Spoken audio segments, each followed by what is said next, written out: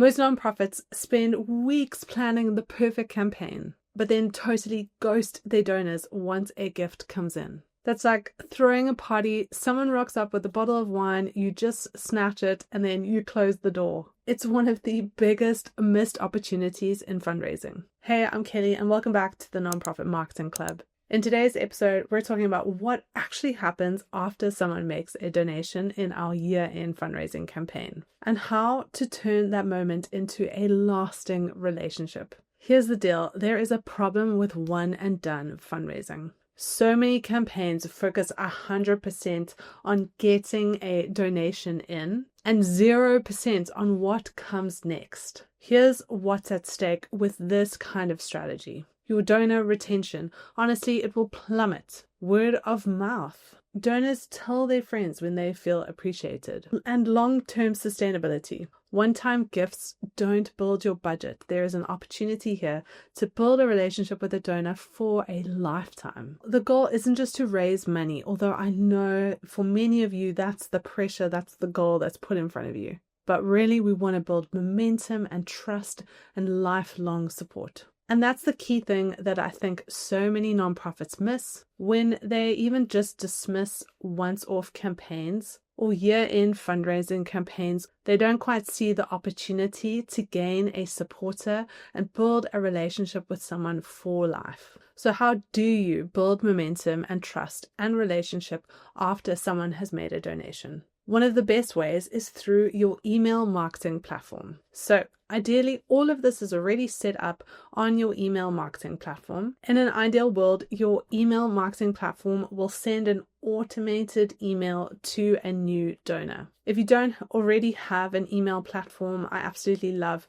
Flowdesk. There is a link to a 50% off your first year of Flowdesk in the description. I love it because I find it the simplest and easiest and most straightforward to use. Other good options include Kit, MailChimp, Klaviyo. There are so many different tools out there. Find one that works for you and stick with it. Now, you'll want to make sure that your online donation platform links up or syncs with your email marketing platform. So ideally, once someone makes a donation, they're added to a list on your email marketing platform, and an automation is triggered where they get added to an email flow and then start receiving a series of emails. Now, you want to make sure you do invite new donors to opt in to receive updates from your nonprofit. You absolutely do not want to be spamming new donors. And there are very strict spam laws in place that you definitely want to adhere to.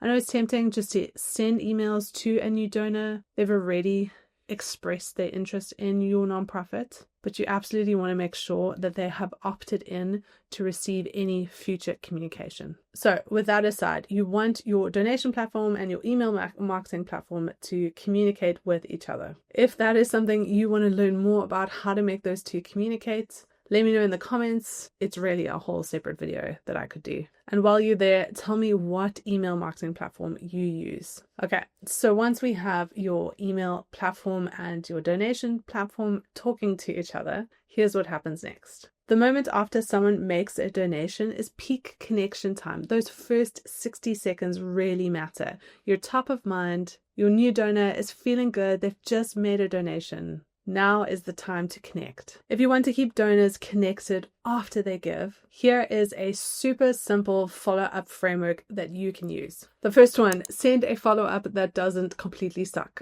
Now, I'm not talking about a generic thank you for your donation kind of message here. Instead, I want you to send a heartfelt thank you email. Use impact language like your gift is already at work, and then show them how. Use a warm tone in this email and personalization where you can, and ideally have it signed off by a real human, for example, your CEO or executive director. One thing that I love and I think can work really well in this email is to include a Loom video, a thank you video from your executive director, your program lead, or even a beneficiary. It can be embedded into the email or linked into the email. And it just goes one step further to say a real personal thank you to this donor. Now, this is something you can record and set up ahead of time. It doesn't specifically have to be for that specific donor, but you can still make them feel so loved, so celebrated, and thanked by including this personal touch.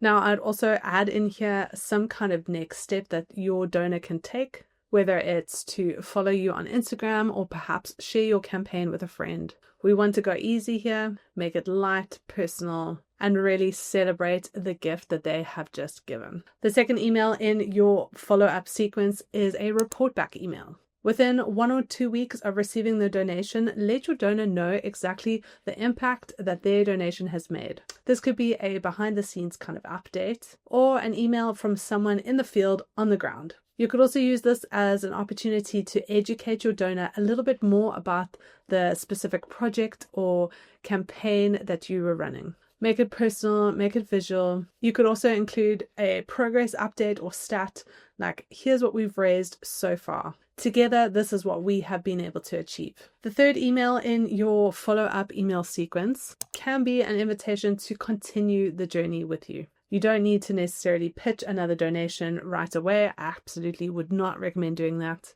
But you do want to keep them in the loop and connected to your cause. So you can add them to your monthly email newsletter, or perhaps even add them to a special donor segment within your email marketing platform. And treat them like insiders. Let them feel like they are part of something big, something ongoing, not just a once-off transaction. Here's another example of an email flow that you can swipe for your fundraising campaign. You could try something like this. So once someone makes a donation, instantly after their donation, they receive a thank you email. This email is impact focused and perhaps include a video from your CEO, your director, or a beneficiary. 3 to 5 days later, send a short story or a quote showing their gift in action. 1 week later, send a progress update on your fundraising goal. At the end of the campaign, send out a celebration email sharing how much was raised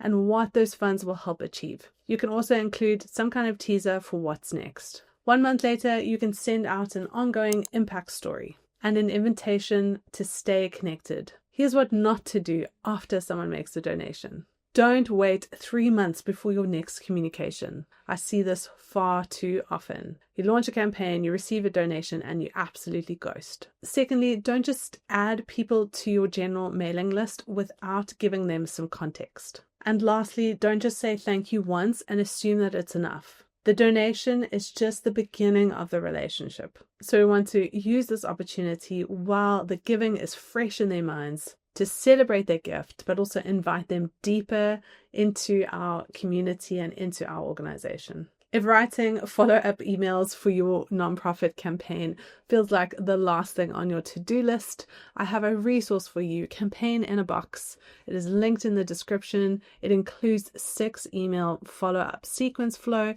that you can use for your next fundraising campaign. If that sounds like something you absolutely need, then click the link in the description. Next week, we're talking about the best fundraising platforms, how to choose one that fits your nonprofit and your campaign, your audience, and your team without pulling your hair out. Make sure you're subscribed so you don't miss that episode. And remember, with all of this, it's not about that first donation, although we celebrate that and it's great, but it's really about building that long-term relationship with our donors. If you liked this video and found it helpful, give it a like, give it a thumbs up, leave me a comment, let me know what you thought, and I will see you in the next episode.